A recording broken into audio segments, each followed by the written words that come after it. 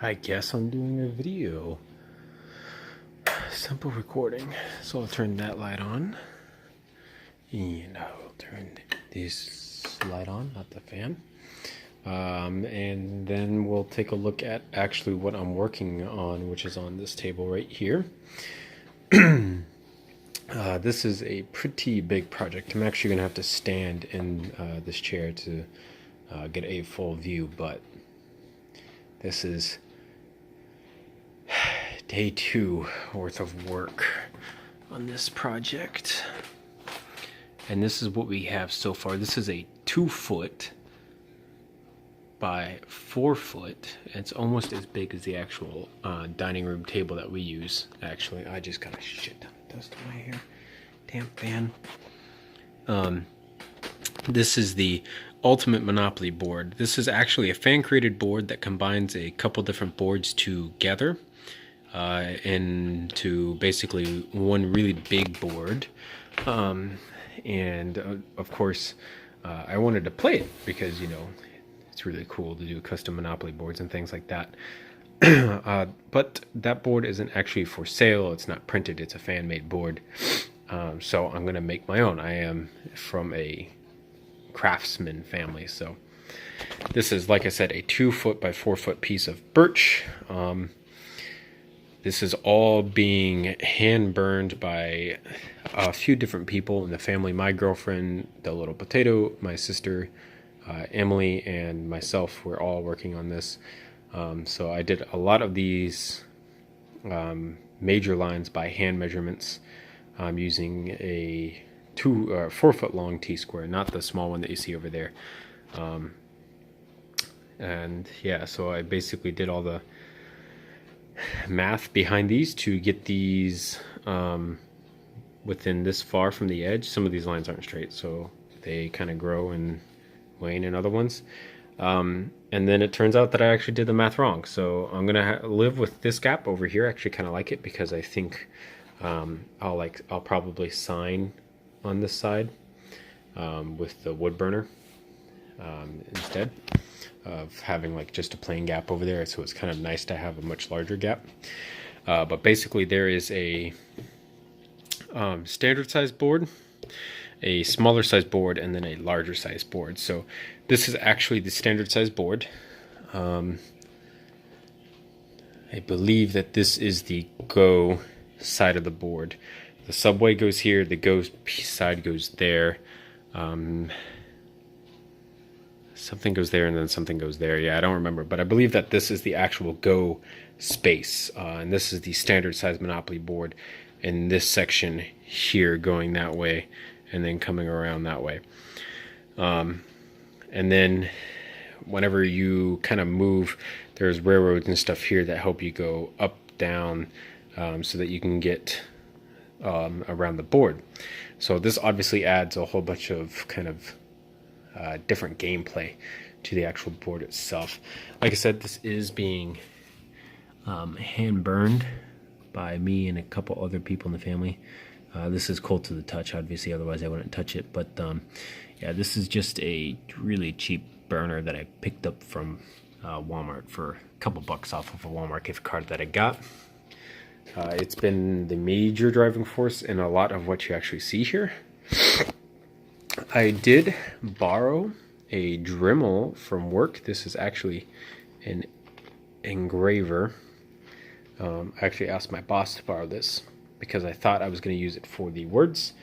Turns out that I ended up not doing that.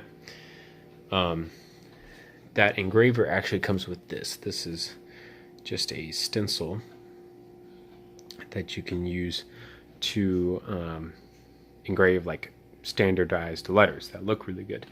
So I was going to use that with the engraver to make the letters, but I have a test piece of walnut sitting outside right now, and when I tested it with the engraver, you couldn't really read these like I wanted to. So I've since, basically what happens is I have my sister, I've laid out these lines. You can see them here in pencil. One word goes above, one word goes below.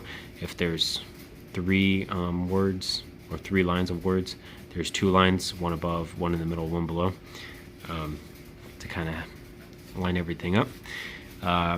She kind of traces through the stencil using the mechanical pencil because it's a really fine point lead tip, so that helps kind of fix these letters really well. And then I come back through and I actually burn over these with this ballpoint tip here. See if we can focus on this. Oh, almost had it. Come on.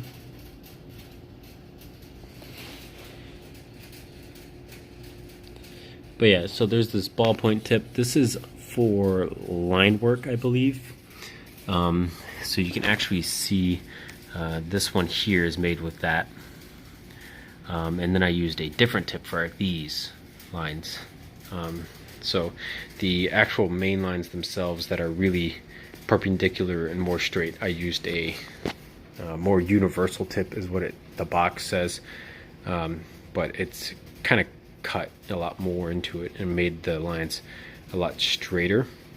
And then using that line tool is what I use to actually make the letters and the pictures that you see all throughout the board. The first day was primarily used in setting up all the lines, getting them all drawn out, and then kind of getting them started. And then today, the second day, I finished the rest of the burn on the lines, and then I started work on the outside board with my sister and Potato, my girlfriend. We actually started on this side of the board. I actually did these two squares. So this is my text, that's my text, this is my text. I freehand drew this, which I probably shouldn't have. And then all the rest of this text was done by my sister, who, like I said, was just using the stencil and the piece of paper to kind of come through. And then for the pictures, because I wanted them so somewhat perfect, what I did was I actually took a piece of paper, and on my phone I have a picture of the actual board itself that I'm replicating. I traced the pictures off of my phone to the size that I wanted, because if you lay down your phone here, like if you put the picture over it and then you blow it up as big as you want, you can trace over it so that you get the exact size that you want to fit in the actual square itself. And then what I did is I took the actual burner and I burned in really important corners, basically. And then I came back through with the pencil and kind of played a game of connected dots, and then freehand drew the rest of it and then burned over it to get what you see here. The one that I started with was actually Mr. Monopoly here. Yeah, I should not have started with this one, so lesson learned. Don't start with something really complicated. Start with the simple stuff and figure out the process before you start something more complicated. I don't particularly like this eye. He seems like he's high on acid, but all the rest of him is actually pretty decent. So that's how I'm actually doing the pictures. Yeah, this is currently a side project that I'm working on. We will update as we go for the majority of this. This is all really, really nice. I really like how this is turning out. It's going to have a really nice look. It'll be polyurethaned when it's all done, so it'll have a nice kind of sheen to it, but it will still kind of take on this color of the birch itself, which is a light color, and then with the burn marks in it, has a nice dark kind of overtone to it. Out of all the pictures, I think my favorite is either this pipe here because of the shading, or this chest here because this was the first chest I did, and this is like the most perfect chest.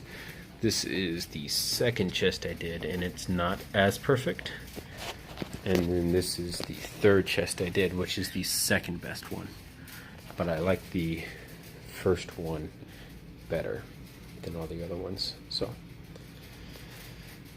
So far that's what I have for the Ultimate Monopoly project. We're approaching the 10-minute mark, so I get my ad revenue. JK, YouTube departnered me a long time ago, rest in peace. So I'm gonna go back to working on this as Potato gets her hair done, and then we will post another update as we go.